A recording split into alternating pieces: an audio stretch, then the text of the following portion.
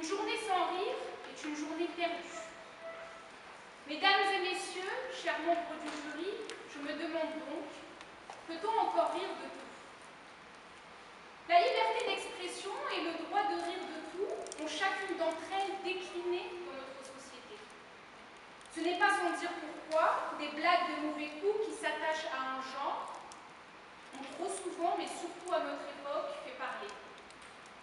Cependant, après une brève analyse du sujet, je me suis rendu compte que le droit de rire de tout, non pas sans lien avec celui-ci, n'avait pourtant aucune véritable familiarité avec le verbe pouvoir. Vous vous demandez sûrement pourquoi? Eh bien, voyez-vous, 4 mots ont attiré mon attention.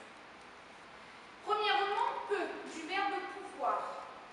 Nous avons là un mot qui peut nous paraître anodin, à première vue, mais il reste d'une importance considérable.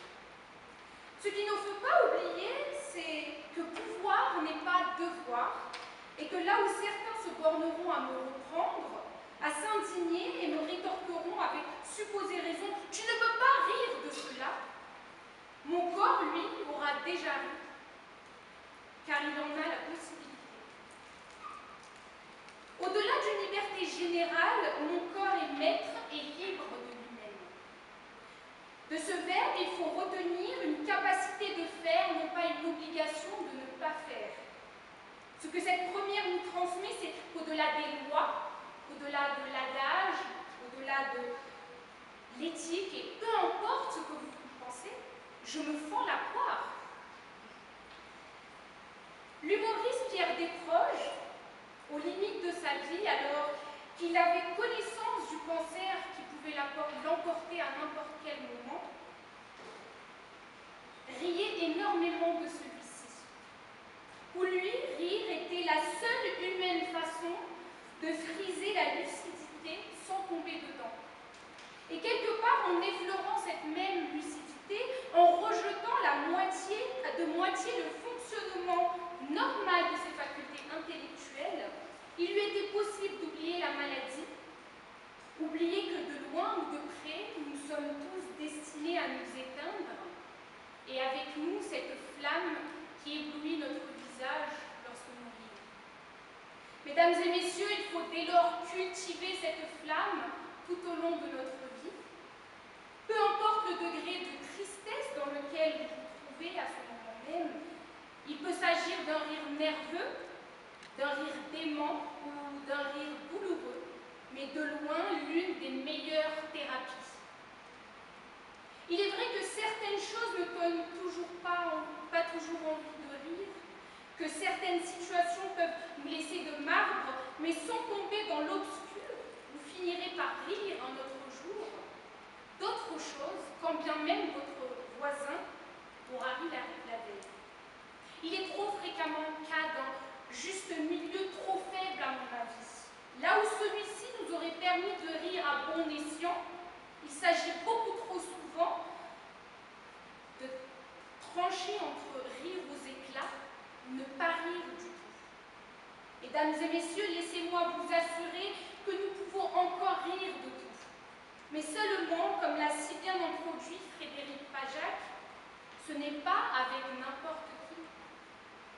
C'est cet argument qui m'amène à considérer le pronom personnel « on » employé dans le sujet proposé.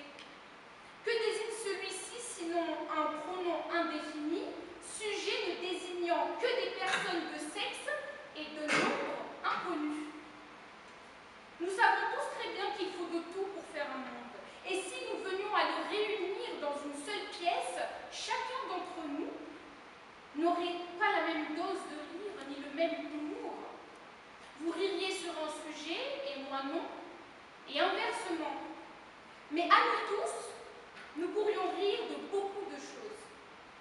Les sujets seront tellement variés qu'ils créeront ce que l'on appelle un tout.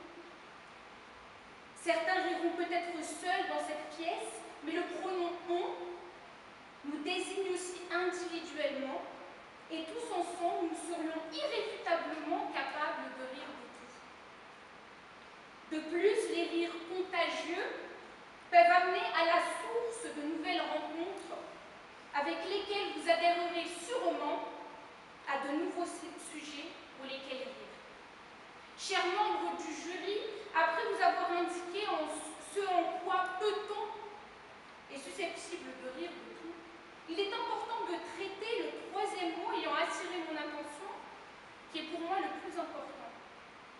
L'adverbe de temps encore, marquant la persistance d'une action ou d'un état à un moment considéré, nous révèle ici que certaines choses qui étaient susceptibles de nous faire rire il fut un temps, ne le sont plus. Mesdames et messieurs, il est vrai que certaines choses sont devenues tabous, mais pour en revenir au verbe pouvoir, le rire est souvent physique et ne se contrôle pas, ne connaît pas de restrictions. Lorsqu'il décide de se manifester, il se manifeste parfois dans les pires situations, mais au-delà de ce qui n'est plus de l'actualité du rire, votre corps est trop souvent maître de vos émotions. Essayez donc, chers contradicteurs, d'étouffer un fou rire qui vous prend sur un sujet considéré aujourd'hui comme ne pouvant plus être affecté par le rire. Dites-moi alors, si à raison d'une éthique, d'un manque de vie, d'un changement dans la société, votre corps saura vous écouter.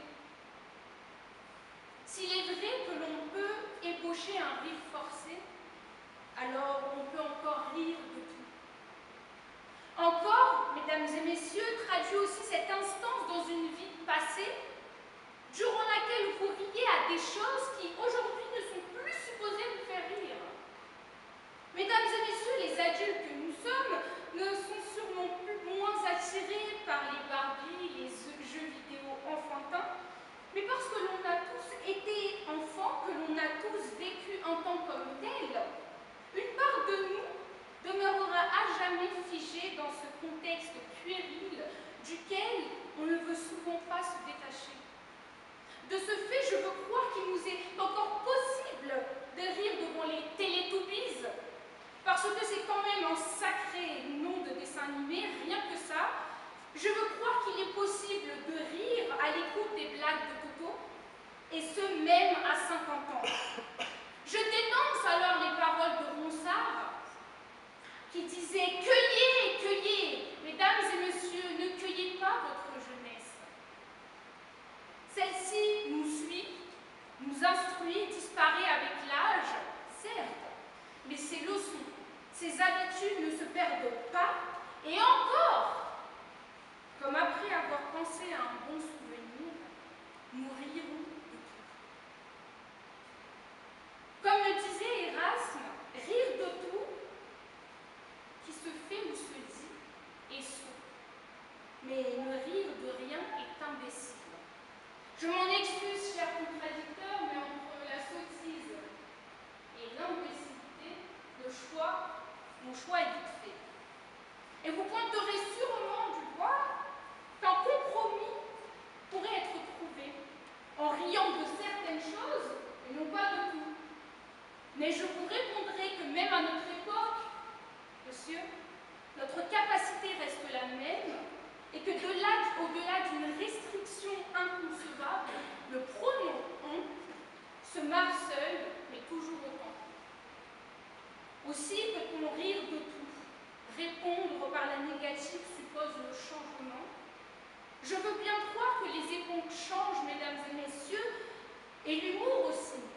Mais l'homme, lui, ne change pas.